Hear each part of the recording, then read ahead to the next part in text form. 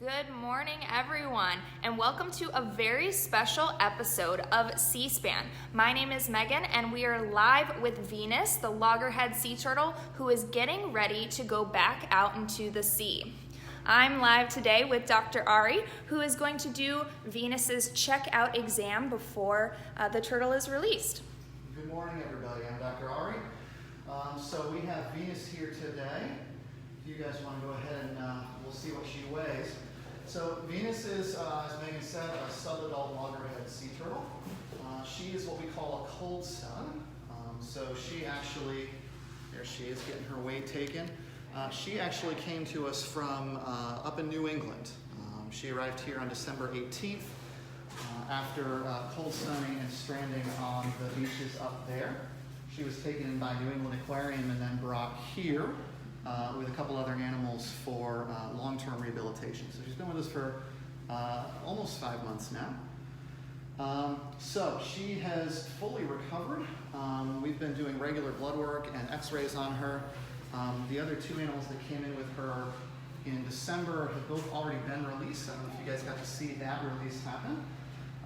She had some gastrointestinal issues and required a little bit more supportive care in TLC. But as you can see, she's fit and raring to go at this point. So this exam is going to be just one final checkout. She's already been off medications and treatment for several weeks at this point. Everything has been looking good.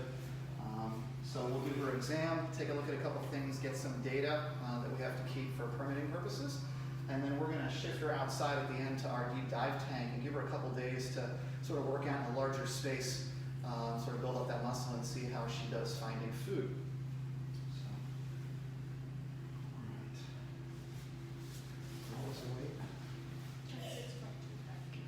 All right, so she's up 6 or 7 pounds from her intake weight. You can see that beak. These guys, these are the carnivores of the sea. They eat all kinds of squid and shrimp and crabs and things that you wouldn't even think are edible. So things like sea urchins and horseshoe crabs. Really anything they can get, that beak will take it apart. So just want to be careful.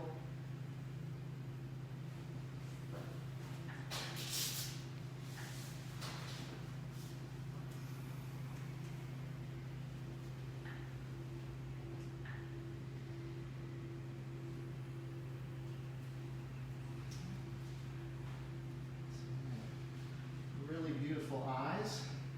They're not super visual. These guys are obviously out looking for stuff in murky water. I don't know if you can see it, but they've got this kind of gritty white stuff coming out in their tears, and that's basically how they remove salt from their system. So they have glands right here in the head that will let them excrete that. That's a pretty constant process.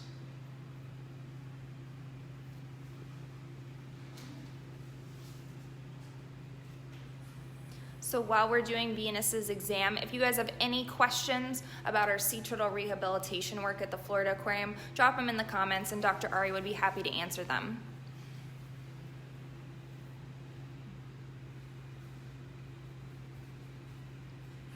You can see she's wearing this yellow zip tie band. That's just her identifier while she's here. That'll be coming off before she gets released. She'll be getting a more permanent set of identifiers so that if she ever does end up back on the beach, either nesting or in a rehab scenario, then people will be able to tell sort of what her history is. I'm saying her, but in fact, with some adults like this, we don't really know if Venus is a male or a female. Usually these guys aren't really gender identifiable until they're several years older. And since it doesn't really impact the rehabilitation process, we don't really worry about too many of the invasive techniques that we would need to use to find out if it's a boy or a girl.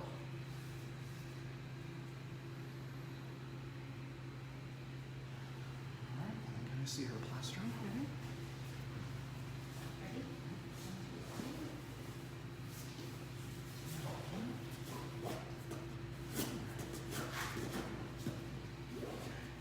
So Ari, we have a question from Donette. When did we get Venus? Venus arrived on December 18th. So she, I believe her arrival date at New England Aquarium was December 12th. And they they get a large number of turtles in a very short period of time every winter.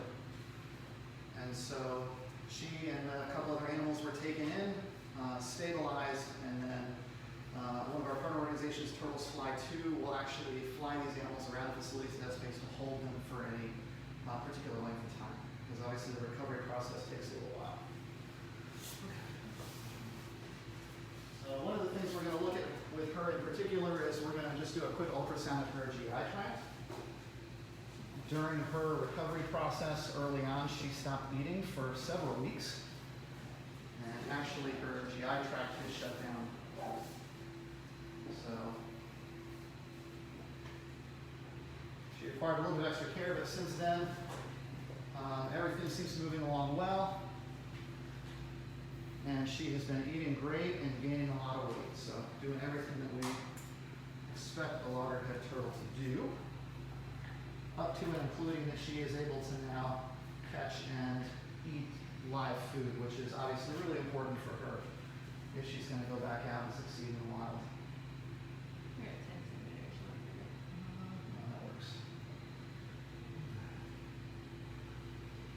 Basically, this ultrasound, this would be an echo if you were having this done in the hospital. It's basically just a way to use sound waves to get images of what the soft tissues look like in her coelomic cavity. And so you can actually see these kinds of little loops here. So that's her intestinal tract. Looked very different than this when we were originally working her up, because the GI tract pretty much wasn't moving at all. And it's remarkable how long these guys can go in that kind of condition without suffering any long-term effects.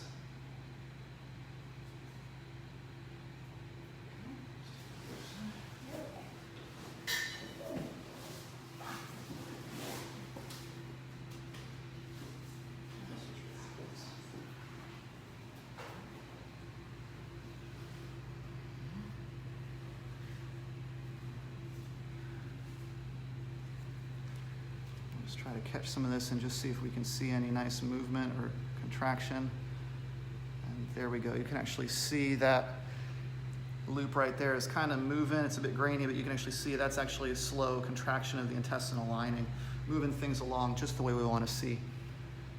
And Rachel and Kate here have the pleasure of checking out her poop every day, so we get daily reports on that.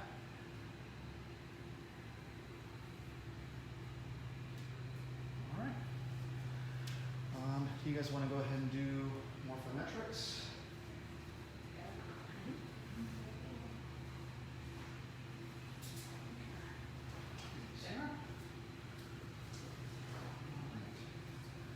So, part of a thorough exit examination for a sea turtle that's going to be released is we're going to collect what we call morphometrics. So this is really important data. You know, these animals live for decades, essentially.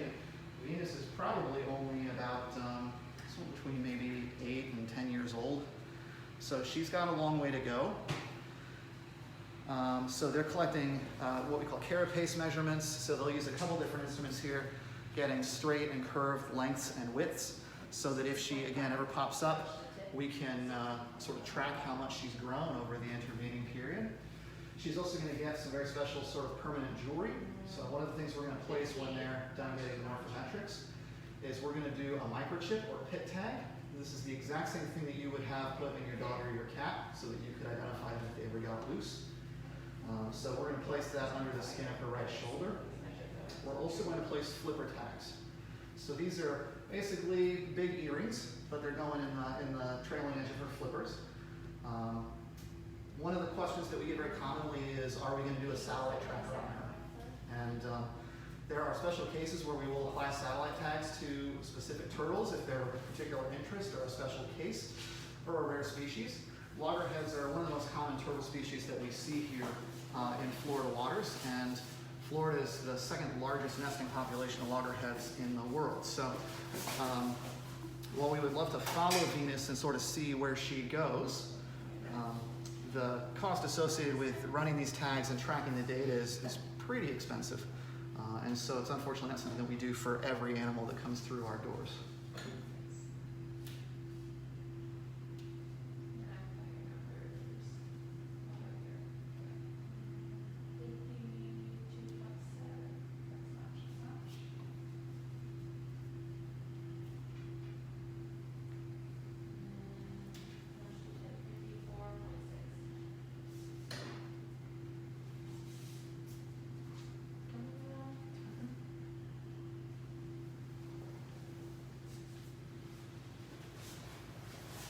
And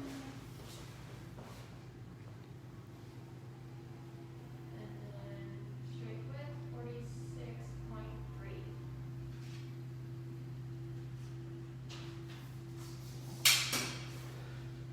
Now you can see the whole team is wearing face masks for this. That is not because sea turtles and coronavirus are a concern.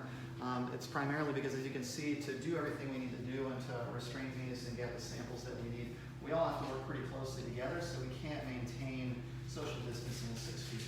So this really just is we're protecting each other rather than a concern for the animal.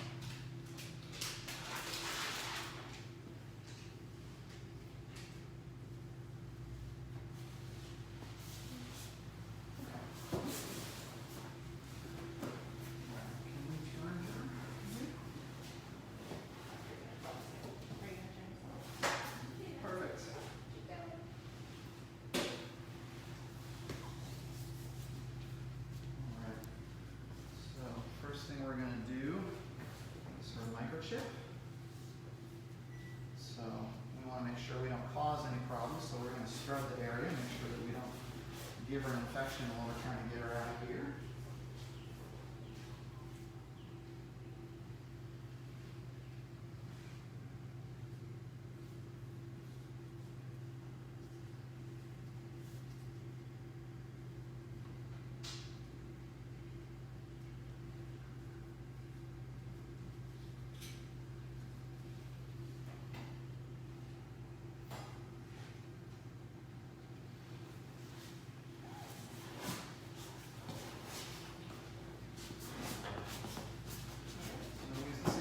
Scanner that you would see at your dog or cat hospital. And you always want to check this to make sure she doesn't already have a tag. We always scan this at the intake process, but definitely complicates things if you accidentally end up with 2. And just make sure all the numbers match. And you can see this is pretty much what we're looking at. It's a pretty decent sized needle, but she's got a little glass, basically like a grain of rice in there. Will sit right under her skin.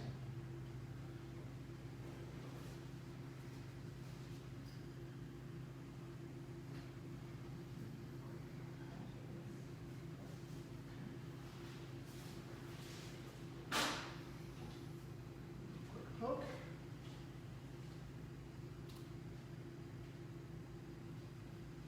Well, like a champ.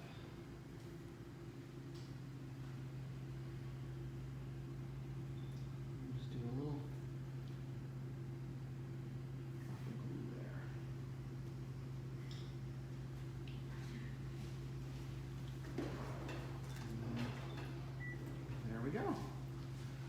So everyone who ever comes across this turtle, if it is a female, when they're doing nesting beach surveys and things like that, if they were to find her on a beach, they'll actually just go and, without even disrupting the animal, they can scan that area and get all that animal's sort of life history recorded centrally.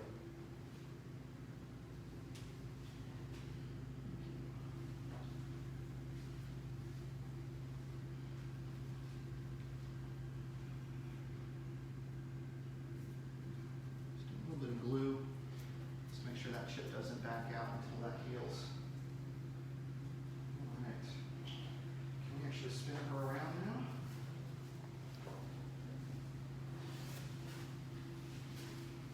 Okay.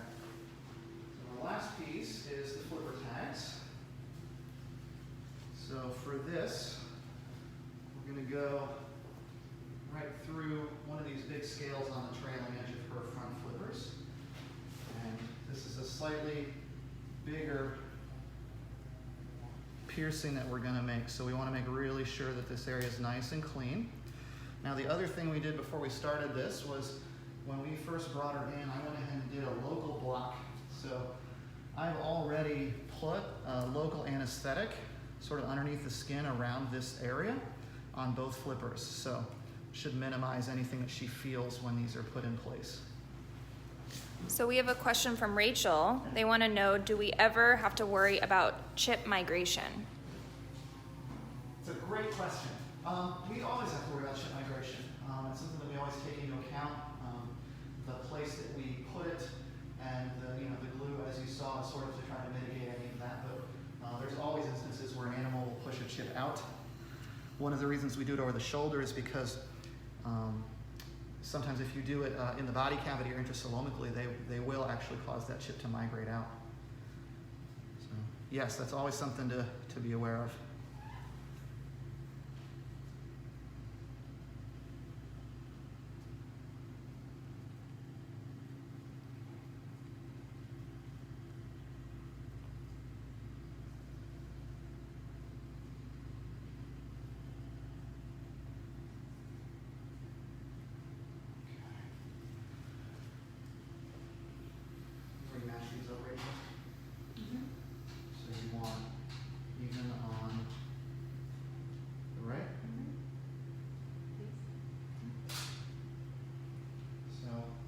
These are the tags that we use. Each one's got specific numbers, so she'll have a different number on each flipper.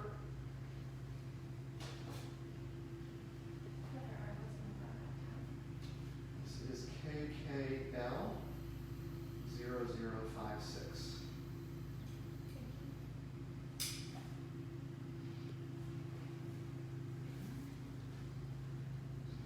So she won't even feel this.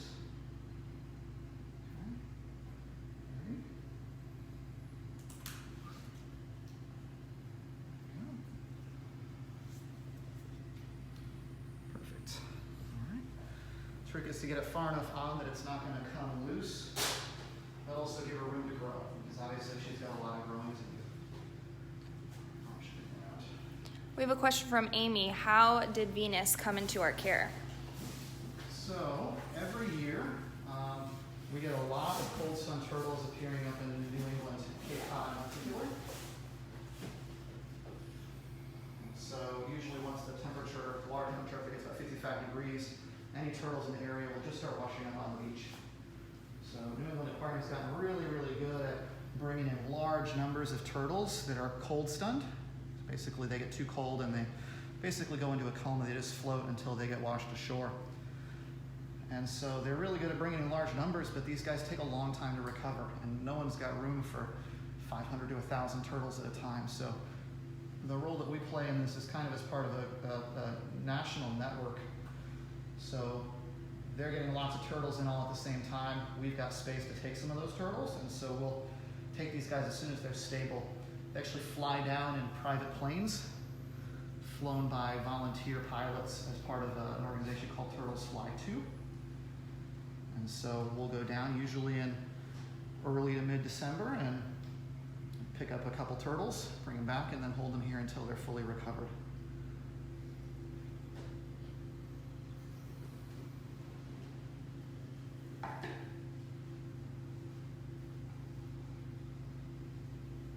Now, because these guys did come from New England, we're obviously not going to drive them all the way back up to Boston, put them back in the water.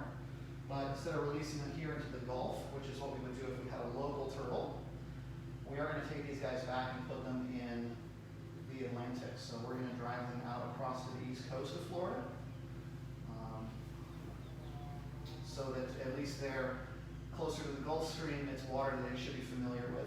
They don't have to work their way all the way out of the Gulf and down around the tip of Florida.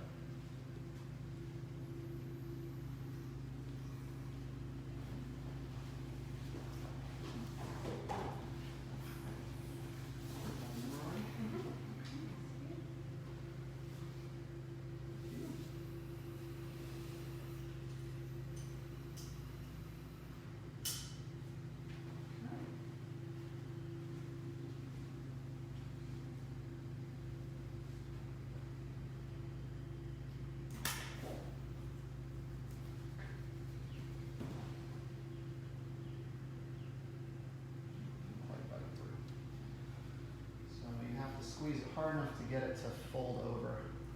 So it's through. There we go. And now that's locked in place.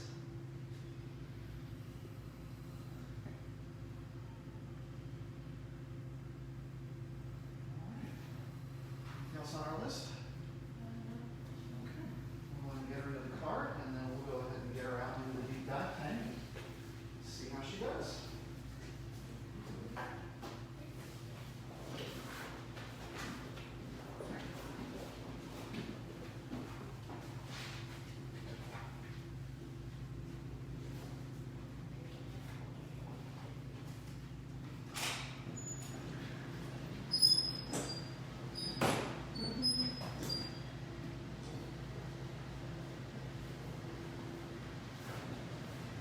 So we're taking Venus outside right now to the deep dive pool, which you'll see right here. Ari, tell us about how this pool was designed and what's it used for. So this is a pretty nice thing to have for us to use here. This is our deep dive tank, or turtle dive tank. Most of the pools that we use to actually rehabilitate turtles, especially when they need to be handled on a regular basis for treatment or medication, are fairly small, you know, maybe 1,000 gallons, maybe 6 feet wide, only 4 feet deep. And so you can imagine that after, you know, 4 or 5 months in a small pool, really assessing Venus's ability to swim and how strong and how much energy she has can be a bit challenging. So this is the largest turtle-specific rehabilitation tank in the state of Florida. It's about 12 feet deep. Obviously, you can see there's a lot of space in here, and we do have an observation window down below. So this is going to let us sort of, A, give her some room to work out, B, it's going to let us sort of put her food in and make her work for it, make sure she's able to navigate and find it, probably even do some live food testing, just to make sure that she's actually going to be able to catch and eat food that she would in the wild. Here. See, she's ready to go.